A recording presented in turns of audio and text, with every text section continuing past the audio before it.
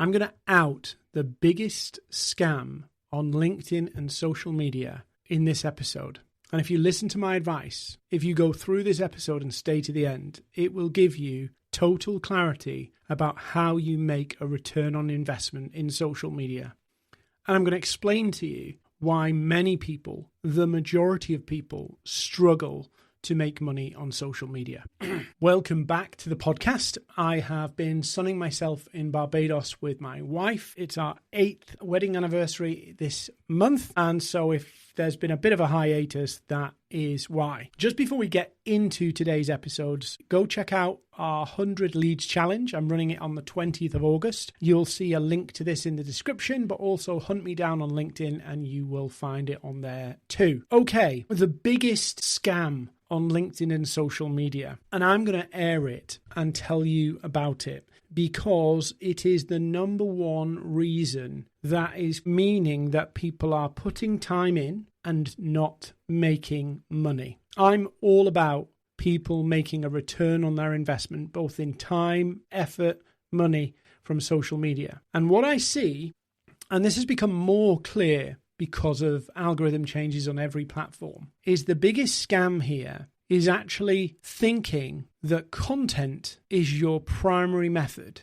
to getting leads and clients. In fact, the statement content is king is not true. And I'll tell you why. Content is king because you could do SEO. Well, the SEO game's just changed and all that stuff that mattered is gone because AI can answer it for you. So that's gone. Content is king. You can push out posts on social media and get them in front of the right people. That is gone. In fact, social media, and it may be a bit hypocritical for me to tell you this because I help you people make money from social media. Social media itself is a scam. It was sold to us as the means to connect with the world, but actually it was the medium to separate us from the world by putting a tech company in the middle between us so that we have to pay or work to earn the right to talk to the rest of the world. Never was that way. And the bigger scam is that these platforms convince us to compete for attention from people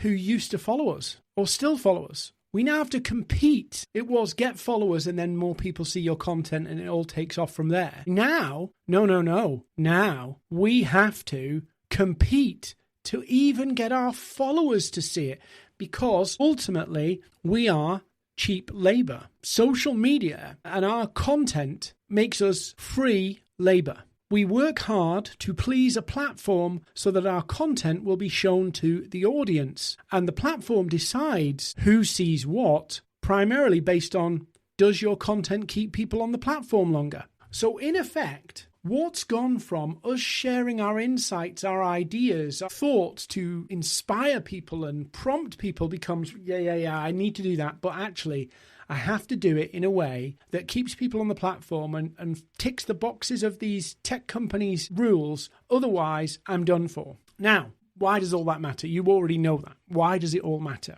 Because it's created a perception that the only way to make money is to try and compete. And think about that. That is a rat race. People who've left their jobs to start a business, quit the rat race, quit the 9 to 5 to start working for a tech company in the hopes that it might actually make them money. Well, let's just get down to the money of it, shall we? Content creators, who I would argue perpetuate this belief that competing with the algorithm is what you need to do.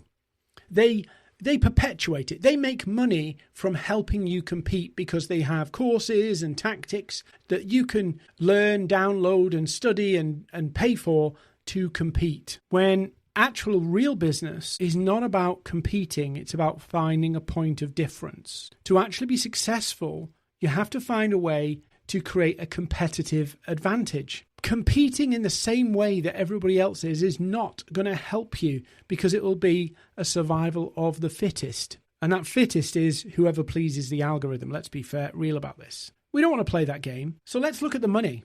In 2025, if you want to be a content creator, you will, on average, need to work at that for 17 months. 17 months of study, effort before you will see anywhere near replacing an income that you're already getting from maybe an employment or you're getting from 17 months. At the end of that 17 months, if you're in the bottom 48% of content creators, you will make little to no money. Little to no money. If you're fortunate to be in the top 4% of content creators globally, top 4%, you are likely to make around $100,000, 80-odd thousand pounds. It's not exactly a great salary, is it? It's not exactly great money. This is the landscape of the content creator model. It's become very popular on social media and then sell that attention. So many of the creators you see on LinkedIn, they are for hire. So they're promoting tools and tactics and techniques that are paid for by a platform. Right now, LinkedIn is paying creators to promote LinkedIn. Their tools, technology will be paying to get people to sign up. So many of the tools and techniques that you're seeing are not exactly things that they do. It's things they do because they're being paid to do it. None of them grew by using the tools. None of them got there by using the tools that they now advocate for. That's the main way content creators make money. Partnerships, sponsorship, whatever you want to call it, partnerships. Yeah. Sometimes they're free partnerships where you get a cut of the sale, but generally it's partnerships in some way. The other way content creators make money is by selling their own course. Often you'll notice that they sell a course about replicating their success. So in other words, doing what they do and replicating it. So you have this almost Ponzi scheme of, hey, I've gone viral on LinkedIn. Here's my course on how to go viral on LinkedIn. It's not really replicable unless you do what they do. So the vast majority of people don't actually see any results. I mean, that's a conversation for the whole education industry, really, that people buy too much on impulse, and then don't complete courses. So it's arguable to say, well, is the failure rate of so many of these content creators' courses, is it the content creator or is it the buyer?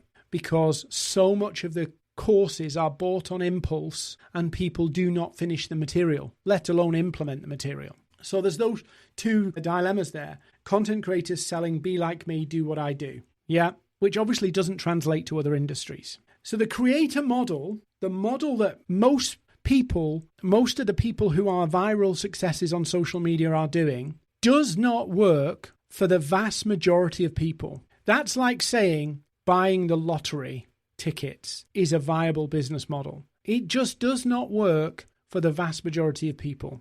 There's a certain advantage you need to have. There's a certain investment level you need to do. There's a certain business model you need to run to make that work, which is basically not a business model that would fit easily into what a class as a normal business. Instead, what you need to be doing is thinking about how can I convert with less people, with less followers, less engagement. Because if I get more engagement, that's only going to be even better.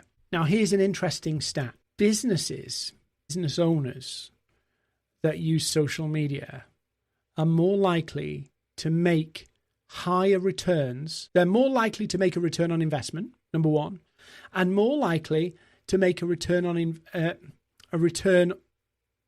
investment more than a content creator will. This is stats. 87% of business owners can make and have made more than $100,000 a year using social media, right? Business owners. So business owners are more likely to make money from social media than a content creator would be. Two different models, two different results. So instead of trying to replicate your favorite creator, and I'm not dissing what they do, I'm just saying it's a different model. Instead of trying to replicate your favorite creator and try and build your business with a creator model, why not become a demand creator? Think about, and this is a reframe, this is a big shift I'm going to give you right now in how you think about your social media. It's not going to make you the most famous person on whatever your platform of choice is, but it will make you money. Your job is to create demand for your services. That's not promotion, by the way. That's not just promoting what you do. It's about creating demand. but creating demand with the smallest possible number. How can I, with 100 people in my network, and this is the question I'm going to leave you with. I'm going to unpack this in this podcast over the next few weeks. So you really want to subscribe to either the newsletter, it's free, or the podcast, because we're going to unpack what a demand creator is and how it will make you money. When you decide to become a demand creator, you're choosing to try and convert at a high level by making your audience want to work with you. And that's not about virality. If I had 100 people in my network today, 100 perfect fit prospects in my network today, how could I show them that I have a solution to their problem and make that solution so appetizing they want it? Yeah. We're thinking often, how do I post to get people to message me? No. How do I show them that I have a solution to their problem and make them want it now? That's our goal. And how would you do that with 100 people? Now, the average content creator will convert at less than 1%. So that means if you scale that up and go, right, I've got 10,000 followers and 10,000 people saw your post, potentially you could convert leads at 0.1%. What does that work out at? Sounds like a really good number. It sounds like 10 leads, 10,000 views. But that assumes that those 10,000 views are the right people. So instead, think about if there's 100 people hanging around me today, what do they need to see from me to see that I have a solution to their problem? And how do I make them want it? 100 people. Everyone listening to me, you got 100 people hanging around you. How do you get those 100 people hanging around you right now in proximity to you to go, I need that thing Dean's offering. He seems to have an answer to this. I need to just jump in and get it. That seems to me to be the question that we should be asking. Now, the answer is not to kind of rinse the bottom of the barrel. The answer is to build a system to bring people into that proximity level where they see that you have an answer. Bring people into proximity. But that doesn't mean bringing 10,000 people into proximity. You would think that the more the merrier. But the more you do to get more, the more ineffective your approach is to get those people to buy. And I see this all the time, that the thing to get more dilutes the conversion. And so you have this kind of balance between conversion rate and your volume. So it's like a quality and a quantity. And the sweet spot is to work out, this is how much volume I've got. This is the kind of quantity I need out, and get that balance right. Because I'll tell you now, let's say you have only got 100 people hanging around with you, right? Is it the most effective thing to hope they see your content? Is that the most effective thing? Probably not. So you look at it and go, if I've got 100 people hanging around with me and I need 10 leads, 10 good quality leads, what's the best approach to get those 10 quality leads? It's not spamming people, but it's also not posting motivational quotes, hoping you go viral so that they'll see you. This is what I want you to think about. And I want you to think this week about, if I've got 100 people in proximity to me at varying levels of proximity, some will be just on the periphery, some will be really close. What do they need to come closer? And what do they need to tip over into buying? When you start thinking that way, it changes your frame. Doesn't mean you go and spam pitch people. It doesn't mean you go and spam promote stuff in your feed. You think about, I've got these people hanging around me. How do I get them to convert? And then how do I get more of those quality people around me again? And you just keep running that cycle. That's the difference between a content creator, which is there basically to serve two masters, to serve the audience and the algorithm. That is a compromise. To serve the algorithm and the audience is a compromise, which affects your conversion. Or a demand creator, where it's not about the algorithm, it's about your conversion and optimizing for conversion by looking at what does an audience, a smaller audience, need to see to convert at a higher level. And this is the fundamental shift. If you want to be a content creator, fine. But if that's not your business, you want to be a demand creator, somebody who's thinking about quality of conversion, not compromising to compete with everybody else. You want to think about not compromising what you need to say for the algorithm when actually your business model doesn't require the algorithm. If I can tell you now, if you did the right things on your LinkedIn or your Instagram in the next couple of days, you would start converting and all of your posts could be abysmally low, depressingly low, giving up levels of low. Like I got 5 impressions and 1 like, and the like was my mum, and you'd still be able to make money when you start thinking like a demand creator rather than a content creator. It's easy to confuse those two roles because volume feels good, but volume is not the game to play if you don't have it. Most of these content creators have, to their credit, done whatever is necessary to get the volume. Some would argue that it's harder in 2025 to get the volume than it was in 2024 or 2023, and I would say that's probably true. But if you don't have the volume, don't build a business, don't build a model that requires volume. It's very, very simple. Don't build a model that requires volume. You can build a hotel that has 500 rooms, or you can build a hotel that has 5 rooms. If those 5 rooms are real expensive, real luxury, real high quality, and you can make all of your money off selling out 5 rooms, it's a mistake to try and build a 500-room hotel. Don't build a volume model if you don't need volume. If you can go quality, small numbers, high conversion, high value, that is a better model, a more predictable model, and a more sensible model for most people, for the majority. But then you have to master being a demand creator and quit this content creator model. Content's important, but only if it's helping you create demand. If it's not creating demand, you're doing it wrong. You're following the wrong model. You need to be a demand creator. Stay tuned, because I'm going to be talking more about this in the next couple of weeks, and about how to do it, the differences between it, and the things you might have been missing that's stopping you creating that demand.